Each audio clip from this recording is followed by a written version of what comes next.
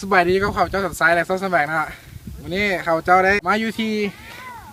ปากเซนะวัดพุทธจับปะซักนะทุกคนตอนนี้เขาเบิ่งวิวเขาถ่ายรูปกันนะอันนี้คือสมาชิกที่เขาพากันมาในค่ำคืนนี้ว่าค่ำคืนนี้นะแจ้งนี้ เดี๋ยววันนี้เขาจะพยายามถ่ายอินเสิร์ตให้ทุกคนได้เบิ่งนะมันเป็นยังไงนะทุกคนตอนนี้เขาซีย่างเข้าไปแล้วนะสงบดีแล้วคนหน่อยนี่เขาซีมาแทนพวกที่เคยได้มาและกับพวกที่บ่เคยได้มานะว่าเป็นยังไงเบื้องหน้าเขาแน่นอนเดี๋ยวจ้าหน่อยก็ว่าเอ้ยเบื่อ ต้องให้เบื้องหน้าเขาแน่เขาบริคิดไปถึงนอก โอ้โหเกินแต่ก็รออยู่แล้วได้ใช้ตังค์นะจะเป็นเก้วะสิทายอินเสิร์ตยังไงวะไม่รู้จะทำยังไง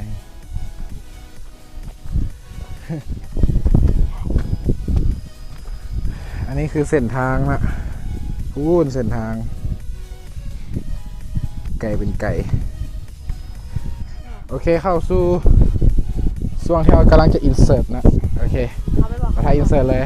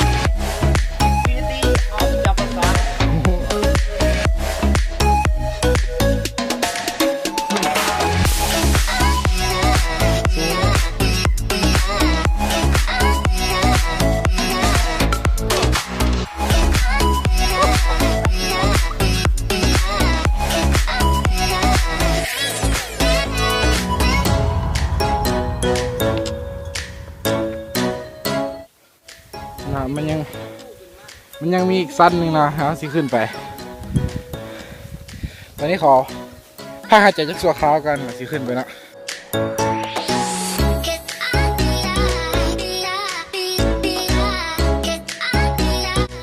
ทุกคนนะตอนนี้เขากำลังลองห้องให้เราดังๆนะมันจะเกิดอะไรขึ้นนะโอเคลองได้คน3 2 1โอ้โบยโอ้กองขนาดเลย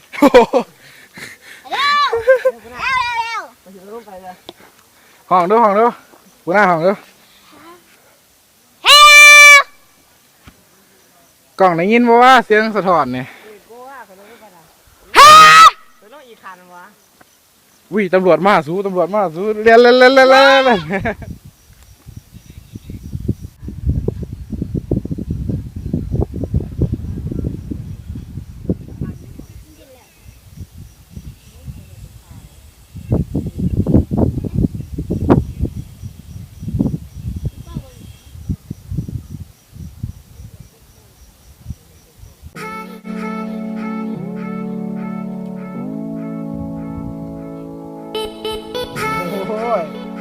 สด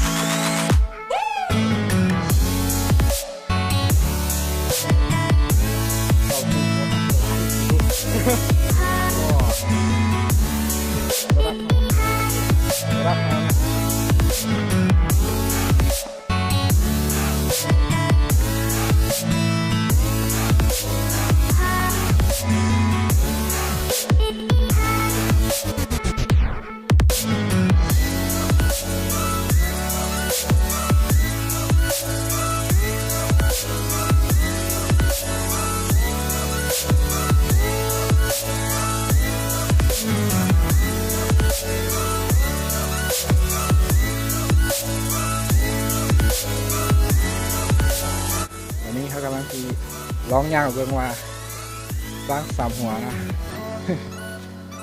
หมอนี่อาจจะเป็นทีมงานเขาก็อาจจะเป็นได้นะเพราะว่าเพิ่นเข้ามานี่หลายคลิปอยู่เลย บ้า ตอนนี้กำลังที่ย่างไปใส่บูฮู้เพราะว่าตาเราพาน้ำไปเนาะมันนี้รับประกันว่าทิวทัศน์นี่ดีแน่นอนนะแถมค้นกับหน่อยอยู่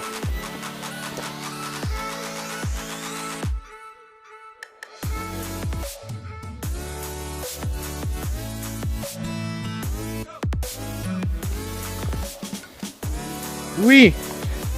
งามเว้ย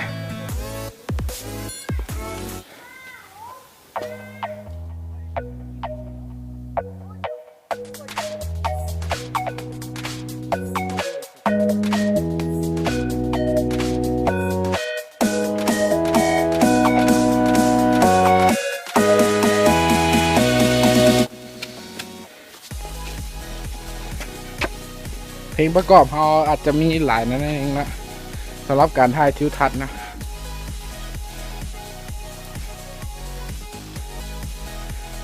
อันนี้ขั้นใดเก่าป่ะนี่หรือว่านี่ก็ได้มาหินตัด ไม่สั่งนี่โบโตป้าตัวเตลวันผู้ เฮ้ยขอเข้าไปเบิ้งแน่ทุกคน แต่บุญวันผู้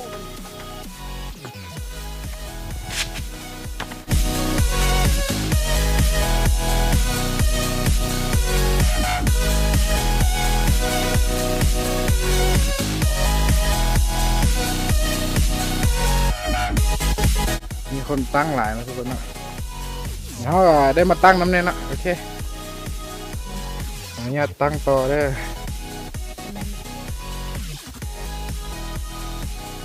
มาตั้งน้ำกันว่าอยู่วังเวียงเขากะ ได้สลักซื้อแหละเนาะแล้วมาต่ออยู่นี่ไปนี่ว่ามันสลักซื้อแต่เป็นการตั้งหินโอเค ทุกคนอาจจะสงสัยเนาะว่าเขาเป็นอย่างคือว่าภาษาเขาว่าปนกันไปปนกันมาเนาะโอ้สุดยอดต้องระมัดระวังโอเคขาน้อยเอาเท่านี้พอเนาะย่ามันตกแต่เขาเบิ่งของตาต้าเนี่ยเดี๋ยว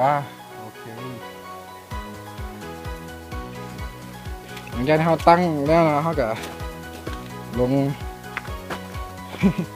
เขาบ่ได้ทายอยู่ภูสลาวเนาะว่า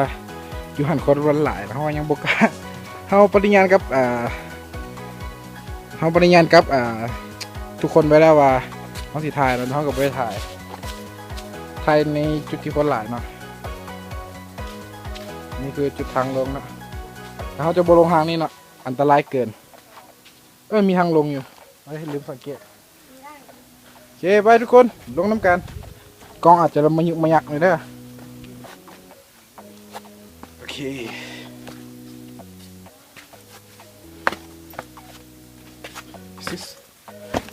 This is easy. Wow. โอเคกลับมาดูแสงสว่างอีกครั้ง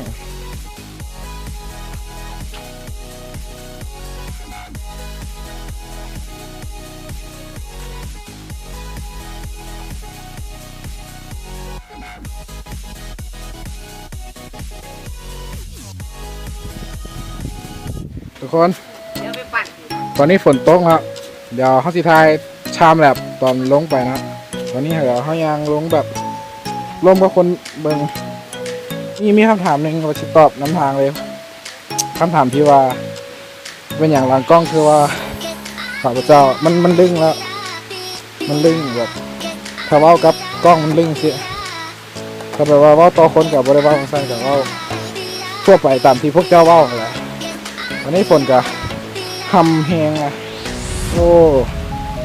ว่าจะได้มาเล่นยังมีความสุขว่าฝนทำนะได้ก็ได้ทายหลายมุมให้ทุกคนได้เบิ่งแล้วก็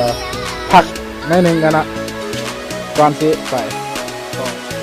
ทุกคนฝนตกทำหัวแห้งๆเนี่ยไปที่เอาเสื้อแขนยาวมีหมวกมานี่รอดไปเนาะแล้วเขาก็ตากฝนนี่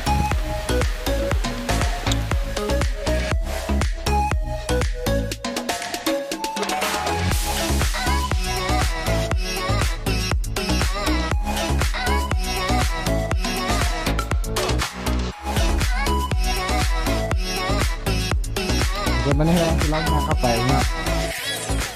ต้นดิชมมาสิเขามือทำไมนะลองไปเบิ่งว่า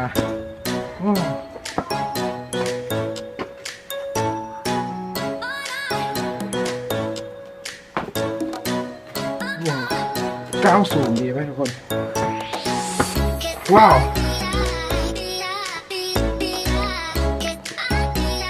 อันนี้คือทางเข้าแล้วแบบไม่เสื่อมเลยนะเวลาเขาต้องอะไรนะ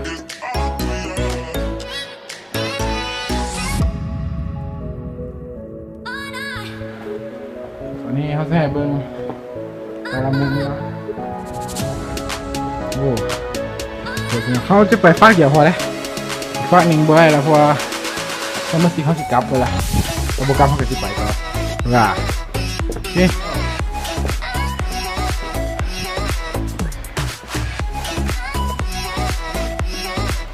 บริษัททุกคนมีทางไปเอาไปบ่ได้นะ